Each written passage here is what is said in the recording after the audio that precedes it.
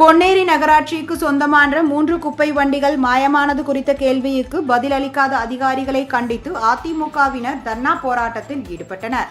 திருவள்ளூர் மாவட்டம் பொன்னேரி நகர்மன்ற தலைவராக திமுகவை சேர்ந்த பரிமளம் என்பவரும், துணைத் தலைவராக அதிமுகவை சேர்ந்த விஜயகுமார் என்பவரும் பதவி வகித்து வருகின்றனர்.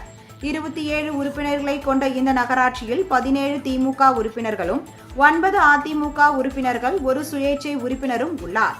இந்த நிலையில் நேற்று நடைபெற்ற நகர்மன்ற கூட்டத்தில் தெருநாய்களுக்கு கருத்தடை செய்வதற்காகவும் ஒதுக்கப்பட்ட 5 லட்சம் ரூபாய் மற்றும் சாலைகளில் நடமாடும் மாடுகளை அப்புறப்படுத்துவதற்காக ஒதுக்கப்பட்ட 3 லட்சம் ரூபாய் என மொத்தம் 8 லட்சம் ரூபாய் பணம் கையாடல் செய்யப்பட்டது குறித்து அதிமுக உறுப்பினர்கள் கேள்வி எழுப்பினர். மேலும் குப்பைகள் சேகரிப்பதற்காக வாங்கப்பட்ட 5 சிறிய ரக குப்பை வண்டிகளில் 3 மாயமானது குறித்தும் 45 லட்சம் ரூபாய் செலவில் வாங்கப்பட்ட கழிவுநீர் சேகரிப்பு சரக்குந்து பயன்படுத்தப்படாமல் துரும்பிடித்து வருவது குறித்தும் அதிமுக உறுப்பினர்கள் கேள்வி எழுப்பினர்.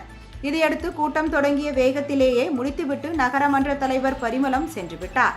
இதனால் ஆத்திரமடைந்த அதிமுக உறுப்பினர்கள் கூட்ட அரங்கிலேயே தர்ணா போராட்டத்தில் ஈடுபட்டனர்.